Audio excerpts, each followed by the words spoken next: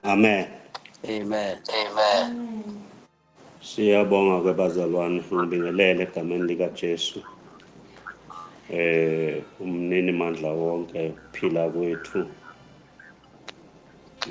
Ubaba uGazi lokhulumayo kule ntambama eNewcastle. Siqhubeka ke nendaba yethu bazalwane. Ngicabanga ukuthi upart 5 namhlanje esingena kuye endabeni yecilongo lokugcina noma yecilongo noma yamacilongo. La sesixoxile kabanzi ngawo.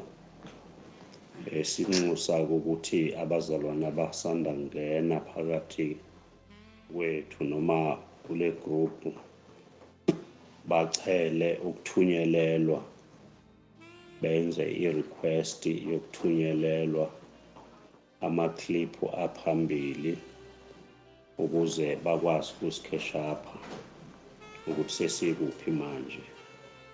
So namhlanje ke bazalwane siqhubeka nengxenye ebese siyithintile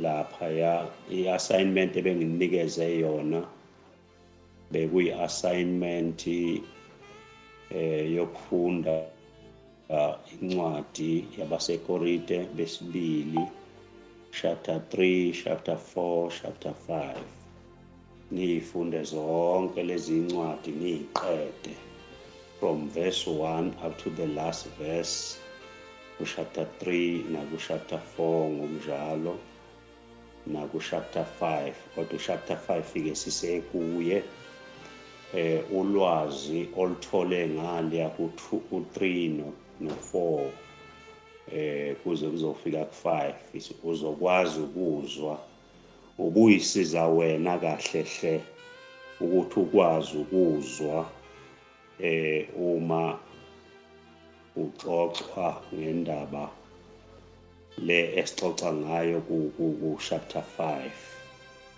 Uma ungazange uyenze lo assignment ufanele uphinde uhlehle uyoyenza ngoba ungayenzi kuzokwenza ukuthi ukuqonda kwakho uthi ukuphazamiseka kancane. So ngiyacela ukuthi nethembeke nisize ngalokho. Amen. Ngiyacela ke siqale lapha ku verse 5 encwadini yabasekorinte besibili ku chapter 5. Siqale ku verse 5 verse 5 and verse 6 sifunde lezo zinyana lezo sithi ukwehla nayo sibone ukuthi siphele laphi namhlanje. Amen. Amen. Kwabasekorinte besibili chapter 5 sifunda verse 5 no verse 6. Kepha owasenzela khona lokho nguNkulunkulu owasipha isibambiso esingumoya. Verse 6. Ngakho simi isibindi ngesikhathi sonke sazi ukuthi nxa ikhaya lethu lisesemzimbeni sahlukene nekhaya elisenkosini. Amen. Ngiyethemba abazalwane bayakubamba lokhu ukuthi ku verse 5 kuthiwa kunesibambiso awumphinde mzalwane. Funa nikulalele kahle bazalwane. Isibambiso abazalwane ababenikezwe sona kulesi sikhathi. Verse 5. Kepha owasenzela khona lokho nguNkulunkulu owasipha isibambiso esingumoya. Kuthiwa owasenzela, kusho uPaul uthi owasenzela ini abenzela yona uNkulunkulu. Owasenzela khona lokho nguNkulunkulu owasipha isibambiso esingumoya. wabenzela uNkulunkulu khona lokho, wabanikeza isibambiso esiyini, esingumoya. Ngesikhathi abazalwane noma ibandla liqala from 30 AD wenyuka kuza ku70 AD, babenikezwe isibambiso sokuthi balihamba uhambo ukhona a person ozo asharisha the church ukuba lihambe kuyisibambiso. Cela nikubambe lokhu ukuthi kwakuyisibambiso sokuthi baze bathola okuphelele. Zonke incwadi zabapostoli zixoxa indaba, zixoxela ukuthi leyo ndaba leyo iyindaba yabo ohambweni. Siyakhumbula bazalwane ukuthi uIsrayeli waphuma eGibhithe, wathi mayewela ulwandle olubomvu, ulwandle olubomvu lumelele isihenqo, okwathi uJesu uma efa esiphambanweni sadabuka kabili. Ulwandle olubomvu lumelele leso sihenqo ukuthi badabula olwandle bawelela ngaphesheya. Indaba ke iyaqala ngaphesheya. Uma sebengaphesheya bahlala, ngamanye amazwi banomuntu obaphethe lapha ngaphesheya for isikhathi esingango 40 years. Asibuyeke size la abasho khona. uNkulunkulu benzele lokho ukuba banikeze isibambiso sokuthi bahambe from 30 AD up to 70 AD, the period of 40 years. Kwakwenzekeni baze bahambe lolu hambo luka 40 years, kwadabuka isihenqo ethempelini kwindawo engcwele ukuze bahambe baqala uhambo. Umoya Oyingcwele ngesikhathi kudabuka isihenqo kwathiwa balinde ngosuku lwamasumi amahlanu uJesu esevukile. Balinde kwaku30 AD lapho, balinde ukuthi azafika umoya Oyingcwele abashaywa ngaye uphawu. Umoya Oyingcwele was amongst them, was with them, ukuze abathwale from this period up to the period where they were going to receive the fullness of God, the fullness of Christ. When they have received the fullness of God, then lokho kwakade kuyisibambiso kwaphelelwa isikhathi. Nina ke seniyazi ukuthi isikhathi masiphela siphela kanjani. Uthi uJesu ngiyoba nani kuze kuphele isikhathi, kuze kube sekugcineni komhlaba. Yini ukugcina komhlaba? Is the end of the age. Yini i-end of the age? Is the end of the old covenant.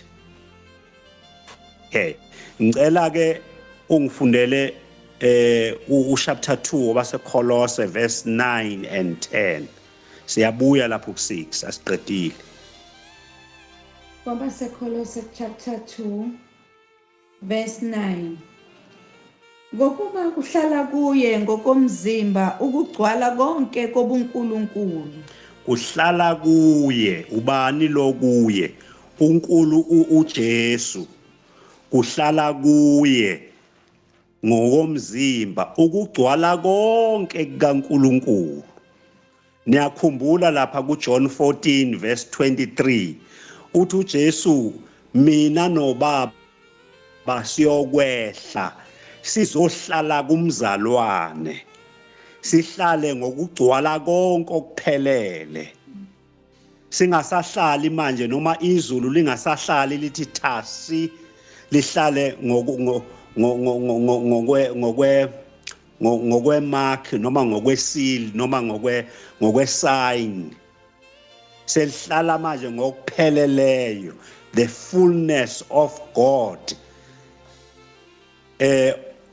uNkulunkulu wonke ephelele ehlala kuJesu ezimelela ngakho konke, kungekho okwezulu okungafikile kwahlala kuJesu kwagcwala konke. Asehleke kuverse 10. Verse 10. Ligcwalisiwe kuye. Mana kuthiwa nina ke kukhulunywa nabazalwane, uthi uPaul nigcwalisiwe kubani? Kuye uJesu. Nigcwalisiwe kuye. Yena uNkulunkulu wonke ephelele ugcwele kuJesu. Kuthiwa ke nina nigcwalisiwe, ukhuluma nabazalwane balesa sikhathi. Okufanele leyo ndaba leyo ithi mayedlula ingena nakwabezizwe, bangasaqala abezizwe kuthiwa bona basashaya uphawu, abasangena ophawini. Abantu abangena ophawini ilaba ya bakuyi-first century, bona ababehamba befana noIsrayeli ehamba ehlane. Kuthiwa bonke abaphuma eGibhithe abahamba ngokungakholwa baphelele eGibhithe, baphelele ehlane. Kwase kuthi bonke laba bazalwe ku-40 years kwi-generation leyo iyona kuphela yangena eKhenani. Namhlanje bazalwane, uma ubheka abantu abaningi abayimukeli indaba yokuthi uJesu sewafika. Nangalesa sikhathi abakholwanga abanye ukuthi uJesu, namhlanje amaJuda salinde uJesu noma uMesaya ozofika ekhane efika okokuqala. Anguphathi kokwesibili, abakholwa sanhlobonhlobo, kodwa wagcina efikile bengakholwa benjalo, bakubona baliphuza iwayini lentukuthelo kaNkulunkulu. Yini ngathi angisekho nje eklasini sengiyashumayela. Nisekhona abazalwane? Esikhona pastor. Nethi kune-echo masikhulume. Kune-echo namhlanje? Yeah, it comes back to us. Hawu. Yenziwa yini ngoba ngingathi ngiyivalile? All right. Nampo. Akufani. So right man. Amen. Amen. Mhlambe kuzwa abanye lakini cha. I-echo Zaza. Injani lapho kuwe Zaza?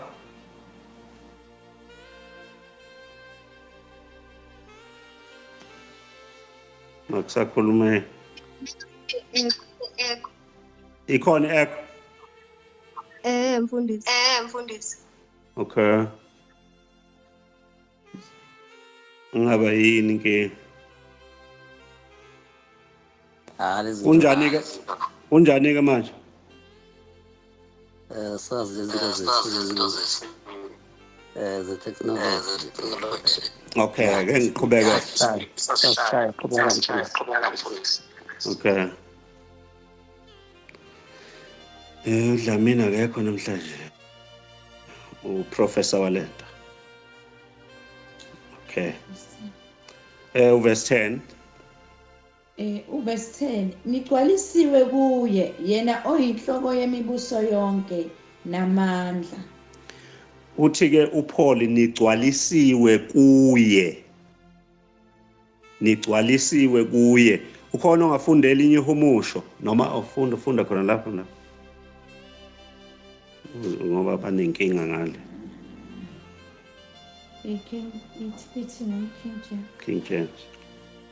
King James, verse 10. And ye are complete in him, which is the head of all principality and power. Uthiwa ke nigcwalisiwe, you are complete. anisesiyo le yanto sengibala ke nathi manje bazalwane ukuthi sifika thina isikhathini la khona singasashaywa uphawu sesiba uma sikholwa nje we are complete in Christ.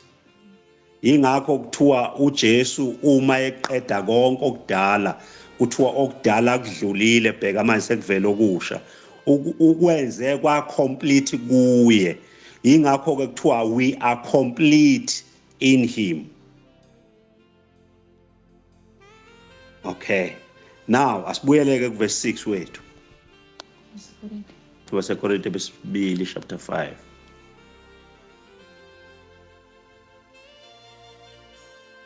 Ngoba seKorinte besibili chapter 5 verse 6. Verse 6. Ngakho simi isibindi ngesikhathi sonke sazi ukuthi nxa ikhaya lethu lisesemzimbeni sahlukene nekhaya elisenkosini. Ngiyacela ke sikuzwe kahle lokhu ukuthi uthi uPaul kubazalwane baseKorinte apply kubo bonke abangabazalwane uthi uma ikhaya lethu lisesemzimbeni sehlukene nani nekhaya elisenkosini.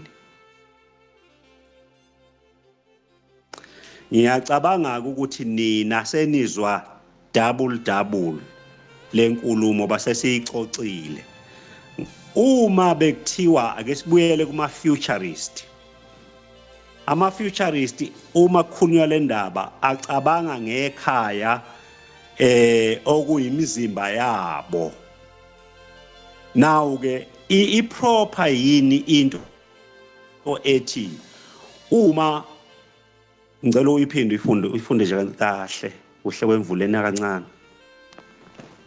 Verse 6. Ngakho simi isibindi ngesikhathi sonke sazi ukuthi nxa ikhaya lethu lisesemzimbeni sahlukene nekhaya elisenkosini. Uthiwa nje simi isibindi sazi lokhu ukuthi uma ikhaya lethu lisesemzimbeni sehlukene nekhaya lethu elikuphi elisenkosini. Now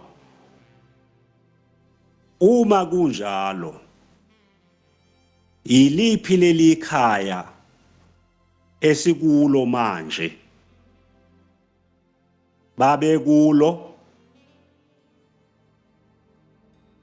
nathi sesingasho sithi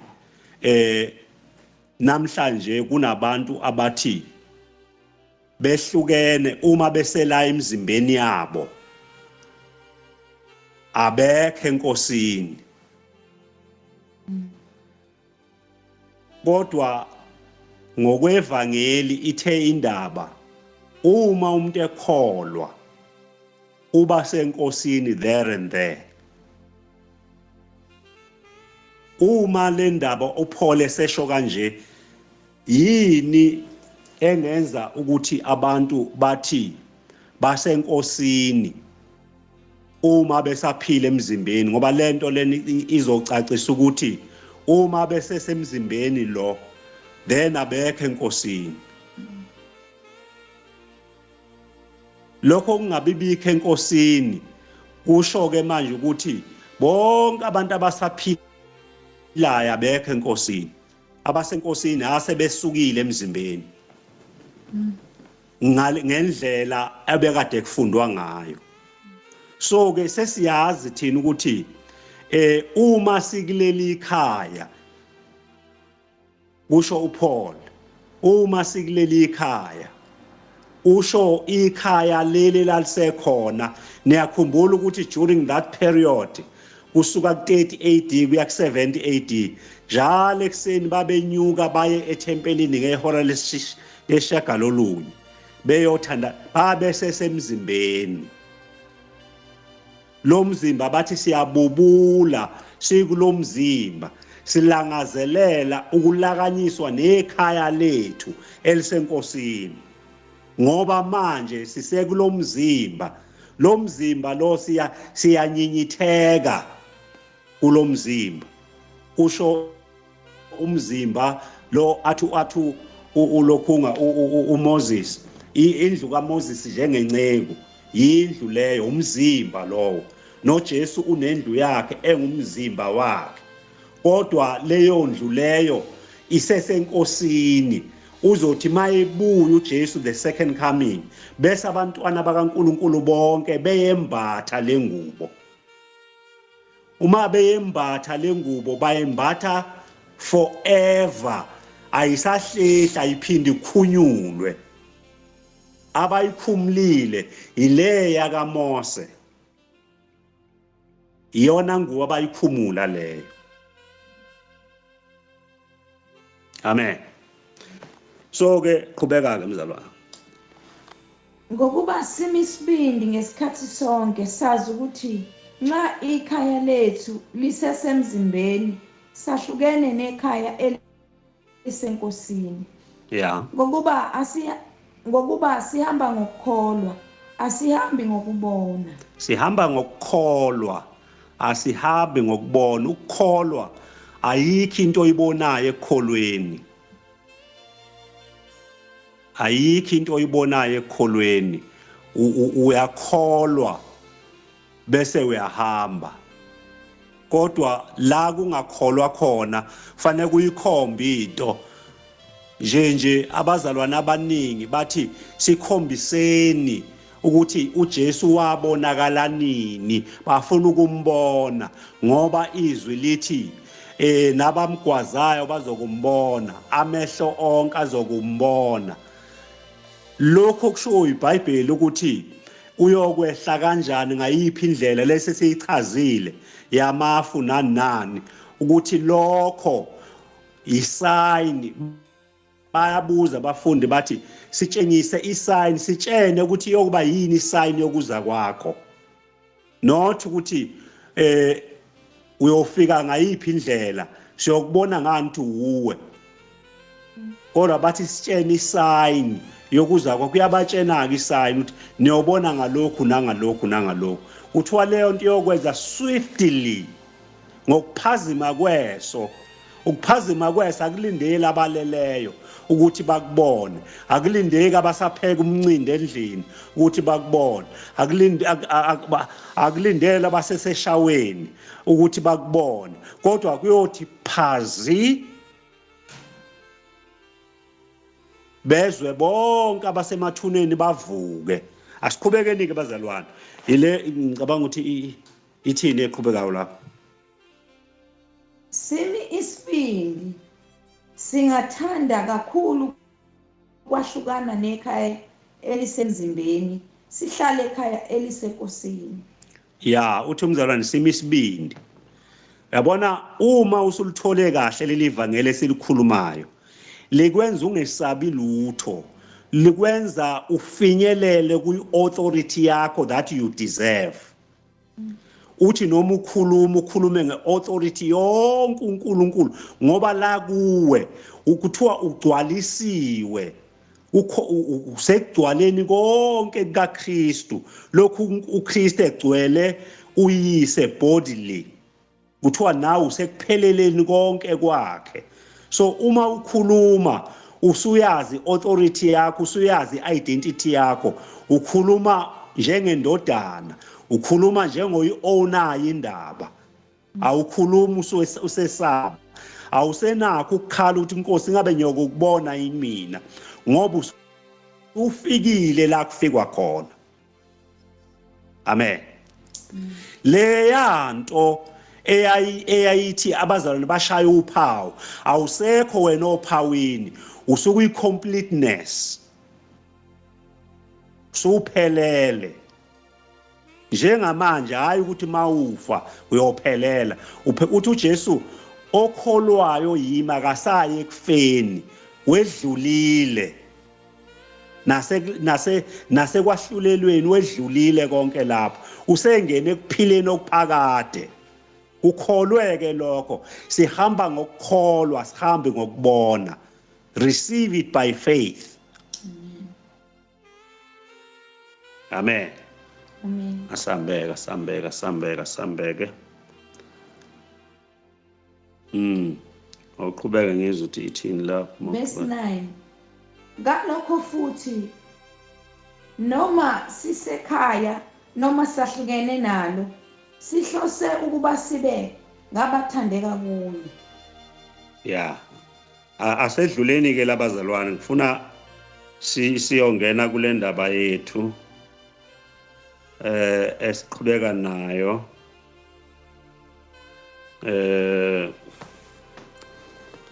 kodwa nje ngicabanga ukuthi lena sesiyibambe kahle le yekhaya nokuthi uma singekho kuleli masekuleli ikhaya sikhe enkosini ikubambe kahle konke lokho ukuthi enkosini ukuphi ikhaya ababehleli kulo babehleli kuliphi sagcina ke last time sikhuluma leli 10 ngicela ubuyele ngicabanga ukuthi incwadi yethu le chapter 16 no sifunda khona impela le yona lekade uyifunda leli 10 i-10 ke ngesiGreek sathi iskenos uskenos usho i-10 the tent the tabernacle the temporal dwelling le lathi umzalwane uma sisekuleli ikhaya sikhe enkosini uma sisekuleli ikhaya sikulomzimba imuphi lomzimba ilomdala owawedlula the body that was fading away that is a skenos SKENOS skenos uPaul ke bazalwane usebenzisa image the imagery athi leli kwakuyitabernacle siyazi ukuthi sisaya emkhosini wokugcina okuthiwa umkhosi wamatabernacle uthi ke lendlu le kwakuyitabernacle kwakuyi-temporal structure ongasiyona indlu yaphakade kwakuyindlu edlulayo ingakho uJesu uPaul mayifika kuverse 17 uthi konke okudala the old structure the temporal structure passes away bheka manje sekuvela a new structure i-new structure yini ukugcwala kuKristu indlu yokomoya sigcwala siphelela lendlu le akusesiyona eyabaJuda kuphela ila kufike kushintshe khona zonke izinto okuthiwe the mystery of all things uke wathi uJesu zonke lezi zinto nangapha uma sekufika ngapha ngale abekhonjwa izinto ezedlulayo that are fading away zonke lezi zinto ziyokusala ziyokwedlula uma kufika ngapha ngaphesheya zonke lezi zinto obekade zikhona zibambele okupheleleyo zikhonjwa nazo ukuthi ziyaphela manje lalela nje umoya oyingcwele ababehamba esefikile kwadinga ukuthi lowo moya oyingcwele angazi uma ngisho kahle yini kodwa yena umoya oyingcwele lo owayeyisibambiso sokuthi kuze kufike okuphelele waphelelwa isikhathi lo yena lo moya oyingcwele owayisibambiso kwase kufika okuphelele angazi noma ngizwa yini. Okay, sedluleke lapho. Kwakuyi order ke le eyayedlula, the Mosaic order, eyayisithunzi esedlulayo. Ngiyacela uye lapha yawa seKorinte bokuqala chapter 15 ufunde uverse 14 no 15 no 16.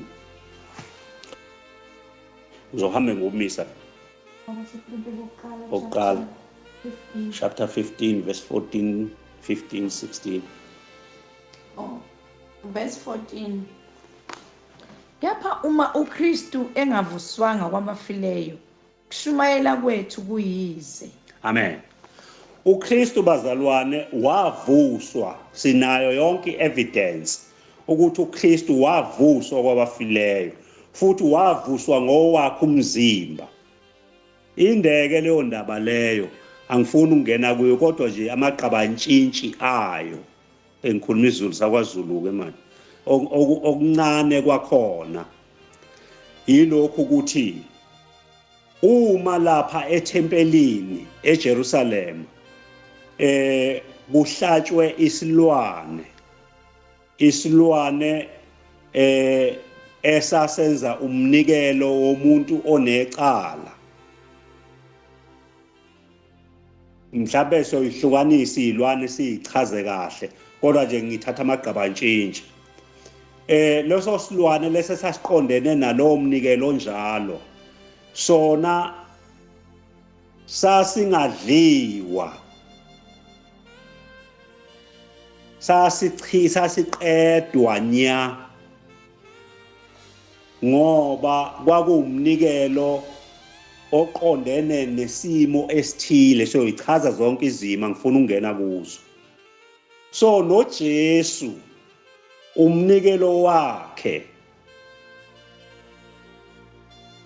uma sithi uJesu wabuya kwabafileyo wenyukela ezulwini, uma engena ezulwini kufanele angangeni ngendlela ethile njengoba umpristi omkhulu wayengena. Siyongena ke kuleyo ndaba leyo, kodwa nje ngifuna ukuthi ukuveza ukuthi umzimba wawuphela, khona into eyayenzeka. Ngicela kodwa ungangeni kuyo, kodwa nje ngicela niyibambe nje kanjalo ukuthi khona into esizoyixoxa ngomzimba, ibambe nje kanjalo. Okay, asambeke uverse balo, verse 14. Yes, verse 14. Kepha uma uKristu engavuswanga kwabafileyo, ukushumayela kwethu kuyize, nokukholwa kwenu kuyize. Uma uKristu engavukanga kwabafileyo, ukukholwa kwethu kuyize, ukushumayela kwethu kuyize, nokukholwa kwenu kuyize. Ukhuluma nabo uPaul. Namanje ke bazalwane, nathi asikwazi ukushumayela sikhuluma inkulumo sithi uKristu akakafiki, usazofika, noma uMesiya usazofika azozalwa. So ke sishumayela ubala ke ngoba lo sazozalwa akakafi, akakavuki futhi. Okay, asiqhubeke. Verse 15. 15. Yebo sifunyanwa singofakazi bakaNkulunkulu, bamanga ngoNkulunkulu, ngokuba sifakaza ngoNkulunkulu ukuthi wamvusa uKristu. uPaul kuyaqinisa ukuthi nakulesi sikhathi babehlupheka abazalwane abapostoli. Uma ikhuluma lenkulumo uyayizwa iphuma ekuhluphekeni okuthile, ukuthi sifumaneka singofakazi bamanga kuNkulunkulu, ngoNkulunkulu, singofakazi bamanga ngoNkulunkulu. Nathi bazalwane esikhathini sethu singofakazi bamanga uma sithi uJesu wathi bengakahambi labazalwane bokuqala bekhulunyaka lokuqala uzobe sebuyile ingakapheli generation yabo uzobe sebuyile nathi uma sithi akabuya uJesu singofakazi bamanga siphi uJesu simeza umqambi manga sithi yonke lento ayishoyo uJesu wayikhuluma manga ngoba wathi esefile esenyukele ezulwini yonke lento ayishoyo azange yenzeke so nathi ke sitholakala singohubhu kaBhejana okay qhubeka Yebo, sifunyanwa singofakazi bamanga ngoNkulunkulu. Ngokuba safakaza ngoNkulunkulu ukuthi wamvusa uKristu. yeah Angamvusanga kambe uma kanti abafileyo bengavuswa. yeah 16 ngokuba lokhu kucacisa ukuthi abafileyo uJesu wathi bonke abasemathuneni bayovuka sesixoxele ukuthi uvuko onjani lolo kodwa sisayo uvukweni sisazoxoxa ngovuko yakhumbula ukuthi saxoxa ngovuko lukaIsrayeli engafile esemathuneni ngaphansi komhlaba kodwa kuthiwa usemathuneni ngoba esezweni labezizwe sakhuluma ngalokho kuvuka saphinde sakhuluma ngalabo abavuka ngesikhathi kudabuka amadwala uJesu ememeza esiphambanweni bavuka baphinde bafa lapho saphinde sakhuluma ngovuko lwesithathu uma sihlukanisa imvuko noma uvuko lwesithathu yila khona bonke abantu abafile behamba beya ezitolo beza yonke into bafile lokhu bengakholwa kodwa bonke abakholwayo bavuka okay sekunovuko ke manje lokugcina siyofika kulo uvuko la khona kuvuka manje abafile impela basemathuneni ukuthiwa bayosandulela bayovuka kuqala bese kuthi laba bayobe besaphila ngaleso sikhathi bona babe transformed ilokho kusisalele manje sesiqedile zonke lezi ezinye imvuko amen yep verse 16 ngokuba uma bafileyo bengavuswa akavuswanga naye uKristu yes kepha uma uKristu engavuswanga ukukholwa kwenu akusizi lutho nisesezonweni zenu yeah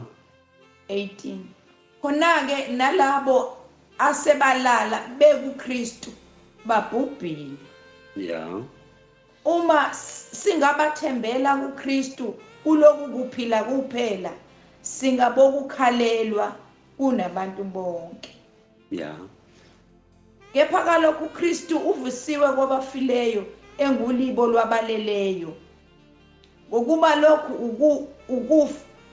ukufa kweza ngomuntu ukuvuka kwabafileyo nakho kweza ngomuntu yeah ngokuba njengalokhu uAdam bonke bayafa ngokunjalo futhi kuKristu bonke bayaphiliswa amen so ke siyibuka kanjalo ke bazalwane ukuthi bonke abantu kuAdam bayafa ngamanye amazwi uAdam wokuqala bayafa abantu ngoba baphila bengaphili ngokukholwa kodwa kuAdam wokugcina bayaphiliswa abasayi ekufeni abakholwa uAdam wokugcina asiqhubekeni ke bazalwane sesisale lo 8 minutes la sibuka ke manje lendlu esizokusikhuluma ngayo ukuthi indlu evela ezulwini esiGreekini kuthiwa lendlu evela ezulwini is oiketerion O Oiketerion.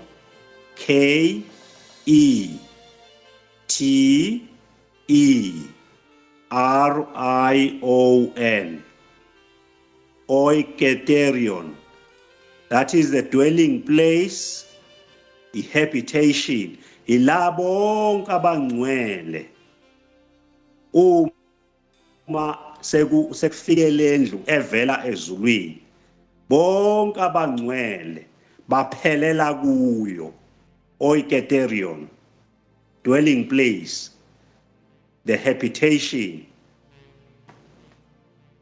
Lokhu akusho ke bazalwane ukuthi kukhona umzimba othile ogcinwe ezulwini, kodwa kukhulunywa ngale yandle sakhuluma ngayo ukuthi lendlu yakhiwe ngamatshe okuthiwa uNkulunkulu, ngentshe okuthiwa uKristu, elesine elesithathu itshe ngentshe okuthiwa umuntu umoya oyingcwele,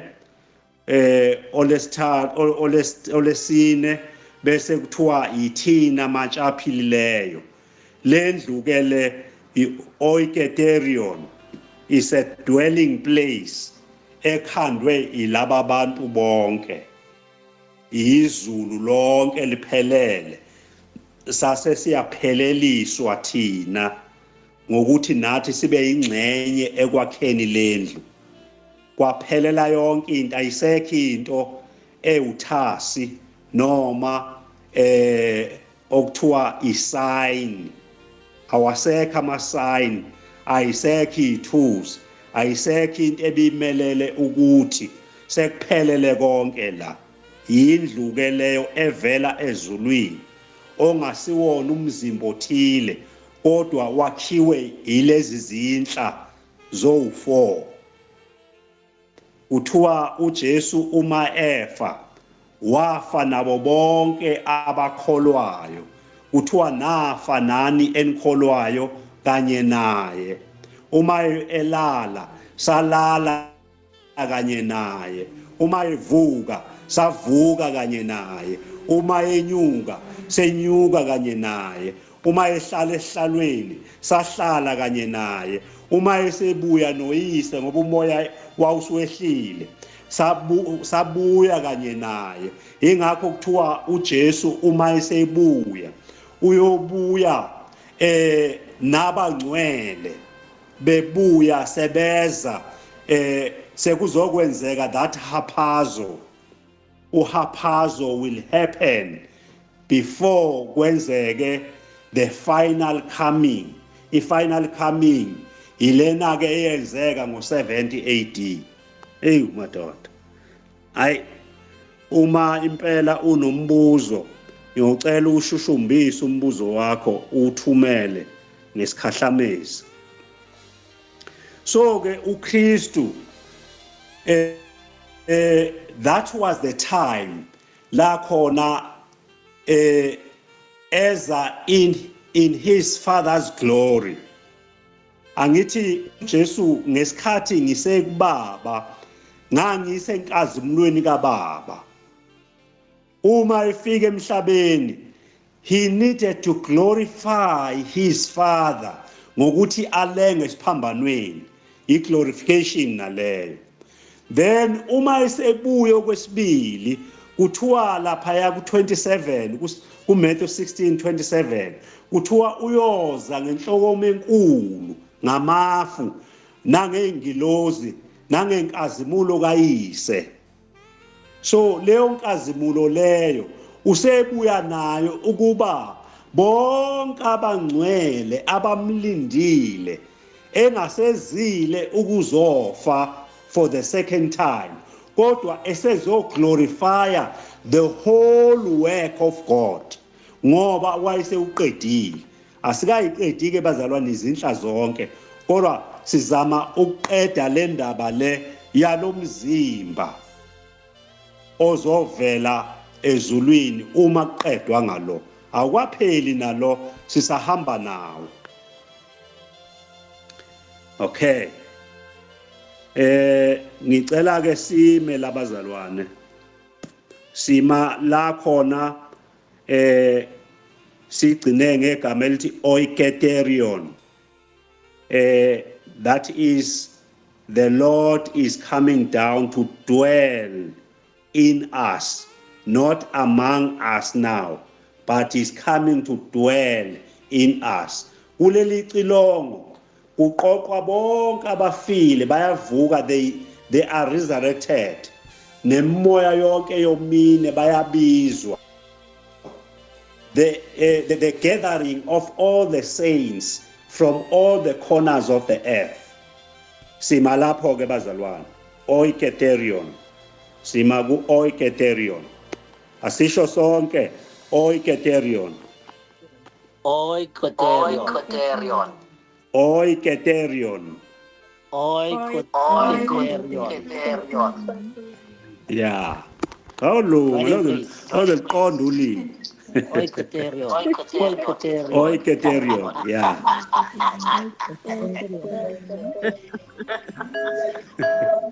Aya sime labazalwane siyabonga.